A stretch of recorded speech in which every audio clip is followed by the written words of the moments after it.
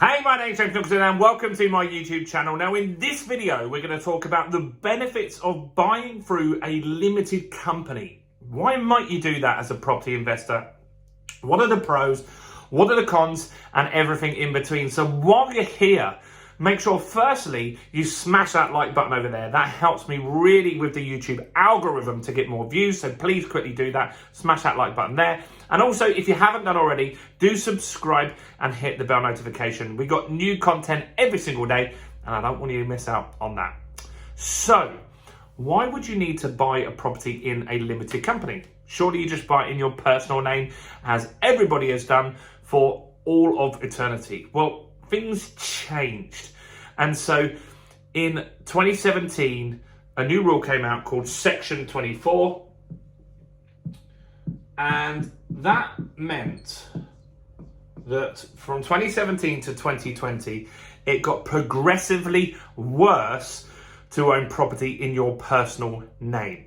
And so it was on a sliding scale. Now we're actually past that. So what happens now is you will pay tax on the gross amount of rent. Now, that might seem fair enough, but that's not how most businesses actually work. And so what would happen is, let's just say you got £1,000 in rent. And let's just say your mortgage was on an interest only and it was £500 per month. Now you would be making £500 profit before all other costs and stuff like that. Sounds all right, doesn't it? Now, here's where the problem starts. You now pay tax on this amount here. You cannot deduct this. So what would normally happen before Section 24, you would get your £1,000 rent and then you would deduct the mortgage payment as a cost. Then you would pay tax on your profit, which would be £500, which is fair and reasonable. That's how most businesses work. Now you pay it here. Now, why this is a problem is most landlords would eventually become higher rate tax earners. So your tax could be close to 50%. Let's just say it is 50% for ease of understanding this.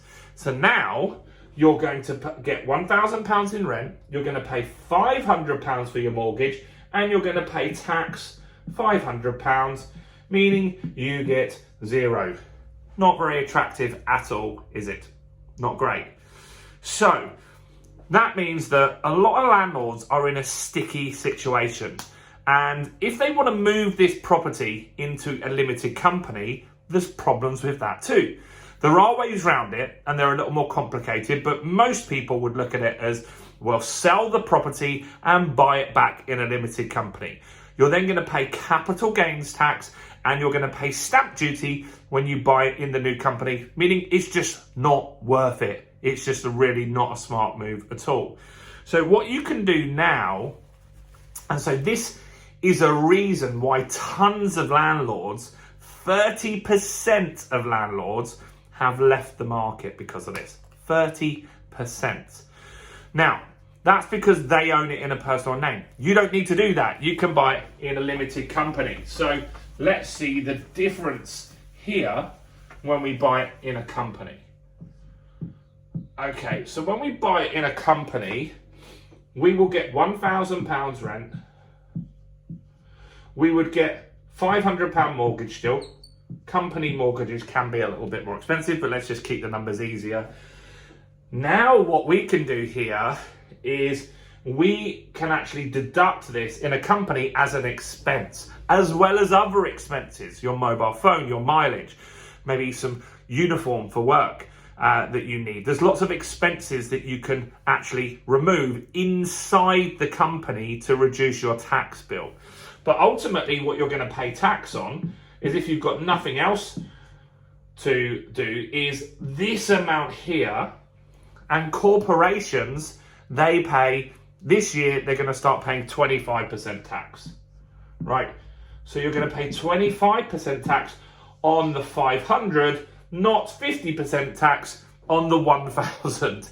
It's a huge difference. And that's why it's important to now invest with a limited company. Now, other benefits that are included in this is inheritance. So maybe you've got children, or maybe you plan to have children, or maybe you want someone to inherit your assets at some point.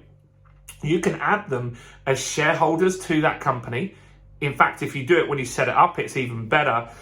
But getting that company structure set up initially the right way means that they already own this asset. So when you pass on, they just take it over and they don't have to pay tax on that. Or if there is a small amount of tax, because it's slightly gone wrong the initial setup, then it will be minimal and it won't be a huge inheritance tax burden on them like a lot of people leave for their children. This is the right way to set up property investments now. It has been for the last couple of years. In fact, we've just done this with my daughter Georgia, who's 22.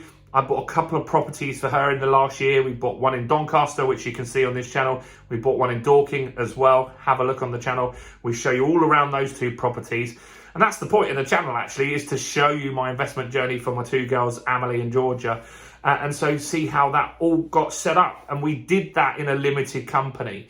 So Georgia is a director, I'm a director, we're both shareholders in that. You can set it up so one person can be more important and have different voting rights than the other if you're worried about that sort of stuff. So that's important. Now, I just want to see if I've missed anything else on that. So key things are you can reduce all your expenses. That's very, very important.